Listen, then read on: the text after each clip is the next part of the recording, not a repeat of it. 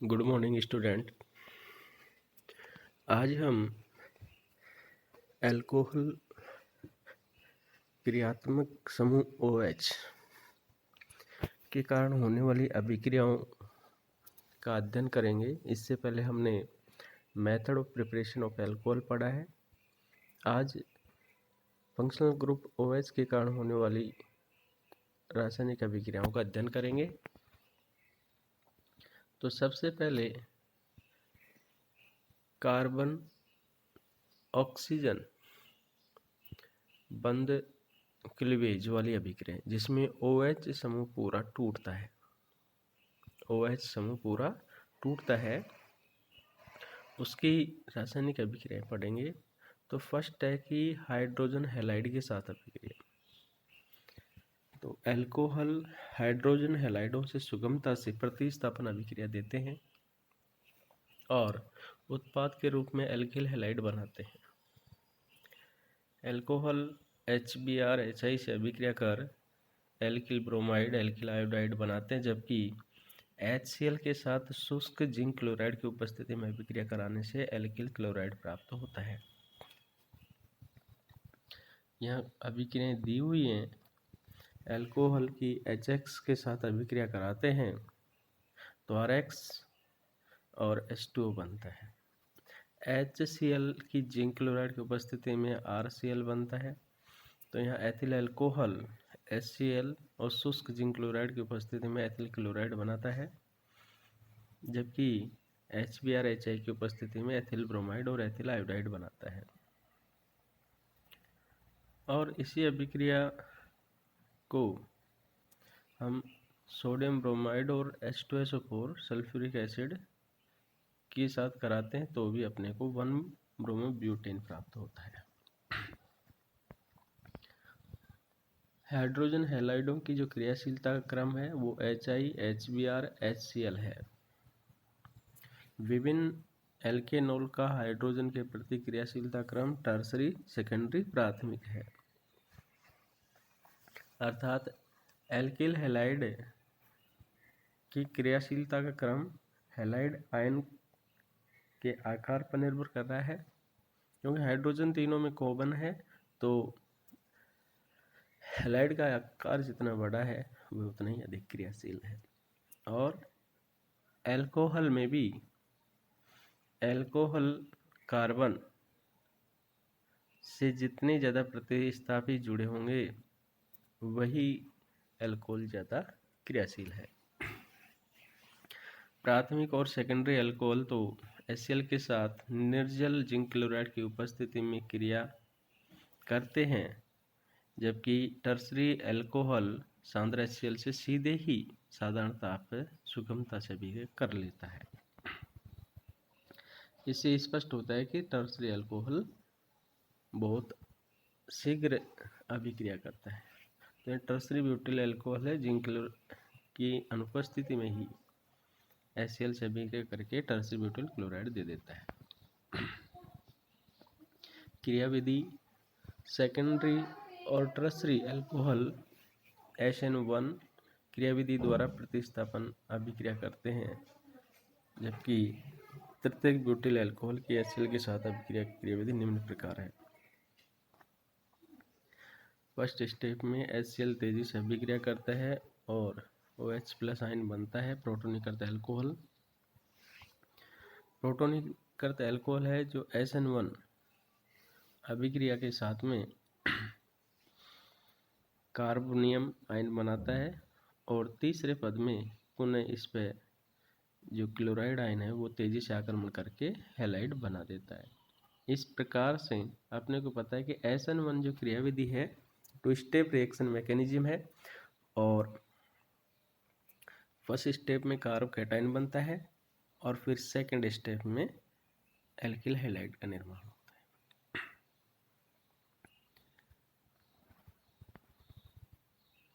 प्राथमिक अल्कोहल तथा methyl alcohol hydrogen halide के साथ HN2 प्रकार की प्रतिस्थापन अभिक्रिया देते हैं और इस SN2 मैकेनिज्म जो है वन स्टेप मैकेनिज्म होती है। प्रोटोनीकृत एल्कोहल का कार्बन ऑक्सीजन बंध पूर्णतः टूटने के बजाय कमजोर हो जाता है और हैलाइड इससे एक अणु जल को प्रतिस्थापित कर देता है। जैसे अल्कोहल और HBr तेजी से प्रोटोनीकृत अल्कोहल बनाते हैं और दूसरे स्टेप में ब्रोमाइड आयन पीछे से आक्रमण करता है और फिर ये H2 को रिलीज कर देता है।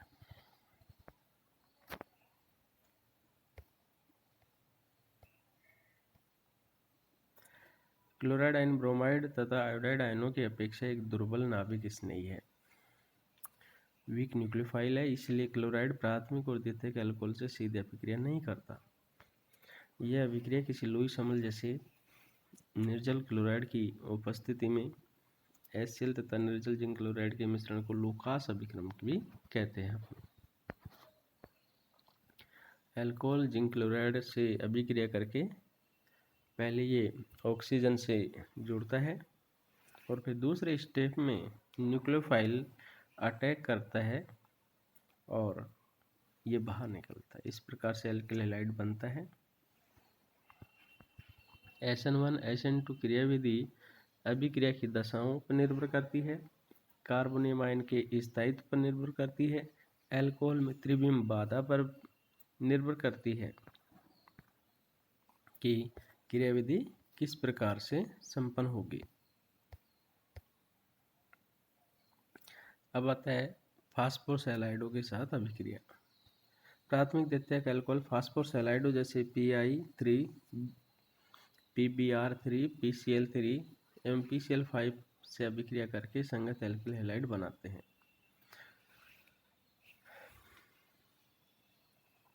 अल्कोहल के 3 मोल और फास्फोरस हैलाइड का 1 मोल अभिक्रिया करके 3 मोल एल्किल हैलाइड बनाते हैं।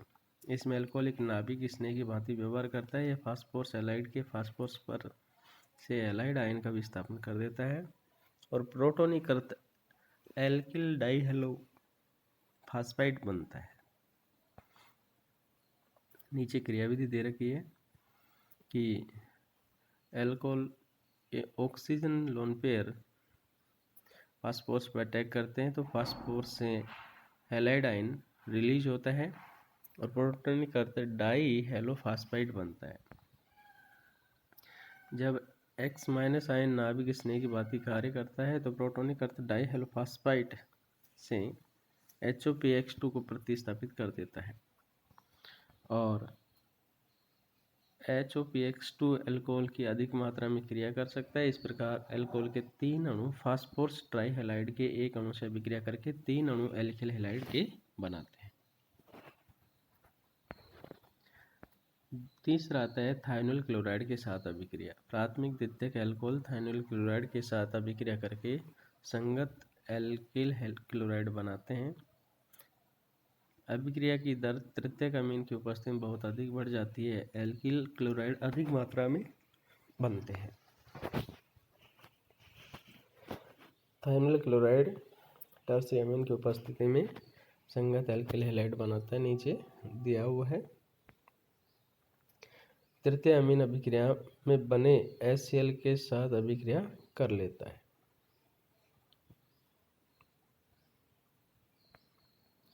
अभिक्रिया में प्रारंभ में एल्किल क्लोरोसल्फाइड बनता है। देखिए क्रियाविधि दी हुई है। वही लोन पेयर इलेक्ट्रॉन ऑक्सीजन के सल्फर पर आक्रमण करते हैं और क्लोराइड आयन को मुक्त करते हैं और HCl बन जाता है। इस एल्किल क्लोरोसल्फाइड से क्लोराइड आयन जो टर्सरी अमीन और HCl मिलकर के क्लोराइड आयन मुक्त करते हैं,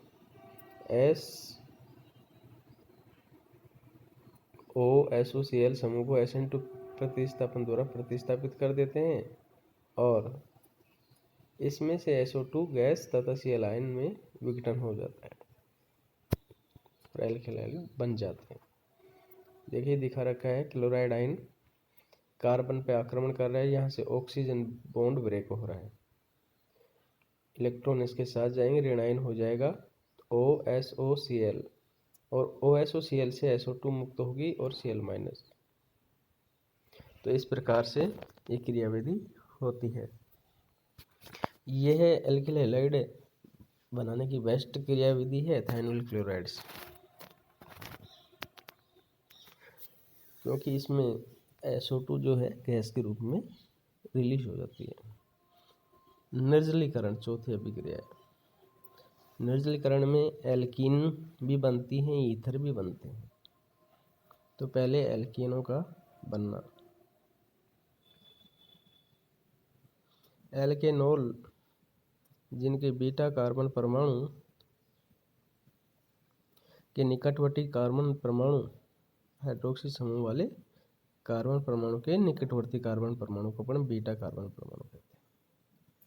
पर कम से कम एक हाइड्रोजन परमाणु उपस्थित हो तो निर्जलीकरण H2SO4, H3PO4, P2O4 तथा Al2O3 आदि की उपस्थिति में उच्च ताप पर करने पर एल्कीन बनते हैं।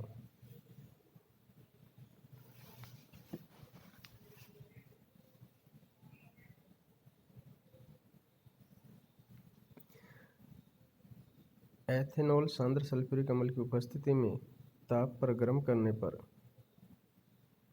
एथिल हाइड्रोजन सल्फेट तथा 165 से 170 डिग्री सेल्सियस पर एथिल बनता है। इसी प्रकार एथेनॉल वाष्प 380 डिग्री ताप पर तप्त एल्यूमिनियम पर प्रभावित करने पर एथीन बनाती है। एल्केनॉल की निर्जलीकरण की सुगमता का क्रम टर्सरी अल्कोहल, फिर सेकेंडरी अल्कोहल, फिर प्राथमिक अल्कोहल है। अल्कोहल का पहले प्रोटोनेशन होता है और प्रोटोनिक करता अल्कोहल का ईवन विलोपन अभिक्रिया द्वारा H2 का एलिमिनेशन होकर कार्बोकैटायन बनता है और फिर H+ आयन मुक्त होता है और एल्कीन बनती है। अल्कोहल निर्जलीकरण के कुछ विशिष्ट उदाहरण निम्न हैं। 2-मेथिल-2-ब्यूटेनॉल से 2-मेथिल-1-ब्यूटीन की अपेक्षा 2-मेथिल-2-ब्यूटीन मुख्य मात्रा में बनता है, क्योंकि इसका जो स्टेबिलिटी है वो ज़्यादा है।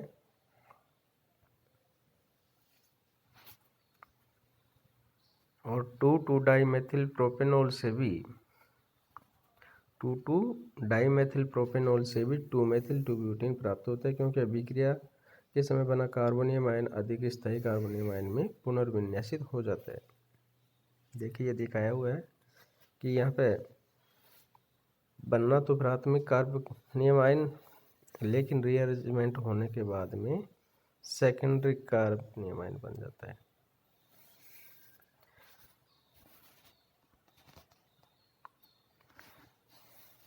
वन ब्यूटेनॉल और 2-ब्यूटेनॉल से 1-ब्यूटेनॉल और 2-ब्यूटेनॉल से ट्रांस-2-ब्यूटीन मुख्य उत्पाद के रूप में प्राप्त होता है। ईथर का बनना। प्राथमिक अल्कोहल के निर्जलीकरण से ईथर भी बनाए जा सकते हैं। ईथर प्राप्त करने के लिए निर्जलीकरण अल्कोहल की अधिकता तथा एल्कीन बनने की अपेक्षा कम ताप पर किया जाता है। एथिल अल्कोहल के 140 डिग्री पर निर्जलीकरण के 140 डिग्री से डाईएथिल ईथर और 170 डिग्री पर एथीन प्राप्त होती है। अल्कोहल H2SO4 की उपस्थिति में 373 केल्विन पर जो उत्पाद देता है वो 413 पे अलग देता है, वहाँ डाईएथिल ईथर बनता है, 443 पे एथीन बनता है। इसका मतलब है कि अल्कोहल की H2SO4 की उपस्थिति में जो अभिक्रिया है वो ताप पर निर्भर करती है और उसी के अनुसार इनके उत्पाद बनते हैं।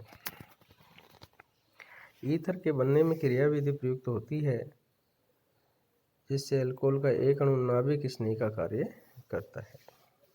ये क्रियाविधि दे रखी, पहले प्रोटोनस कण होके प्रोटोनिक करता अल्कोहल बनता है और फिर ये दूसरे मोल के साथ अभिक्रिया होने पर एक प्रोटॉन के निष्कासन से फिर ईथर बनता है। तो आज के लिए इतना ही बच्चों। नेक्स्ट क्लास में अपन आगे की अभिक्रियाएं पढ़ेंगे।